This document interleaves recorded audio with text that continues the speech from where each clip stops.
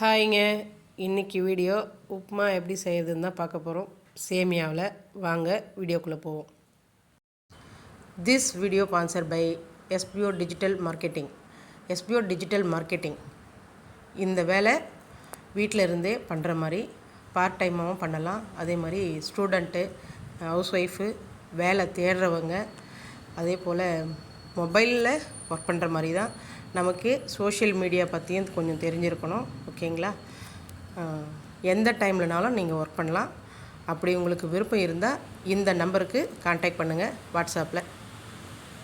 Skip பண்ணாதீங்க. பெரிய தப்பு. தினம் 300 ரூபாய் சம்பாதிக்க அரிய வாய்ப்பு. இன்ஸ்டாகிராம், ஃபேஸ்புக் பயன்படுத்த தெரிந்தால் போதும். Content post and content publishing மூலமா தினம் 300 ரூபாய் சம்பாதிக்கலாம். இந்த வேலை செய்ய 5 நிமிடம் போதும். Work training support, group communication support, all language customer live chat support, முக்கியமா சொந்தமா ஒரு பிசினஸ் ஸ்டார்ட் பண்ற அளவுக்கு உங்களால கற்றுக்கொள்ளவும் முடியும், சம்பாதிக்கவும் முடியும். இந்த வேலை வாய்ப்பு வழங்குவது 5 வருடத்திற்கு மேல ரன் ஆகிட்டு இருக்க நம்ம தமிழ்நாட்டு company school of business organisation private limited. மேலும் விவரங்களுக்கு டிஸ்கிரிப்ஷன்ல கொடுத்திருக்க நம்பருக்கு வாட்ஸ்அப் பண்ணுங்க.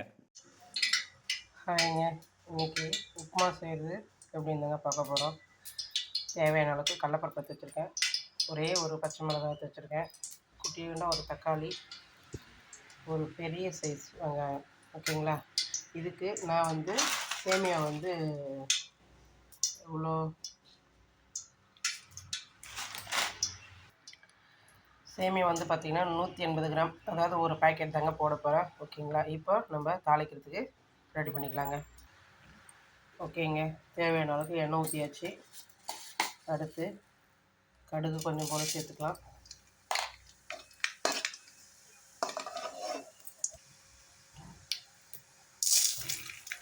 அடுத்து கடலைப்பருப்பு சேர்த்துக்குங்க. அடுத்து வெட்டி வச்ச 2 பச்சை மிளகாய் சேர்த்துக்குங்க. சாரிங்க, ஒரு பச்சை மிளகாய். இந்த அளவுக்கு கலர் மாறினதுமே நம்ம அடுத்து வெங்காயம் சேர்த்துக்கலாங்க.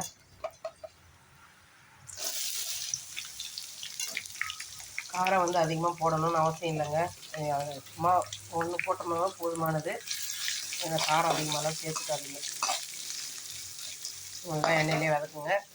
அதே சமயம் சேமியா செய்யறது கொஞ்சம் எண்ணெய் கொஞ்சம் அதிகமாக விட்டிங்கன்னா கொஞ்சம் நமக்கு திகட்டாது. அதே மாதிரி சாப்பிடும்போது நமக்கு ரொம்ப ஈஸியாக இருக்கும் சாப்பிட்றதுக்கும். அதனால் கொஞ்சம் தேவைக்கு கொஞ்சம் எக்ஸ்ட்ரா ஊற்றிங்க எண்ணெய். ஓகேங்க. வெங்காயம் நல்லா வதங்கிடுச்சு. இப்போ நம்ம தக்காளி சேர்த்துக்கலாங்க.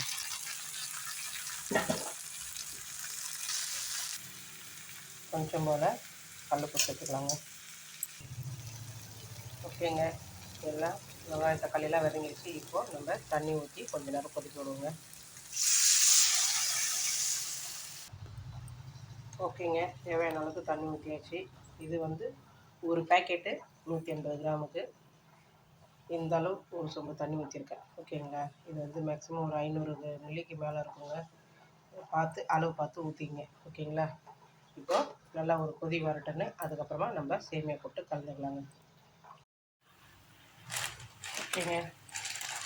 கொதி வந்துருச்சு. இப்போ நம்ம எடுத்து வச்சுக்கிற சேமியாலாம் எடுத்து போட்டுடலாங்க.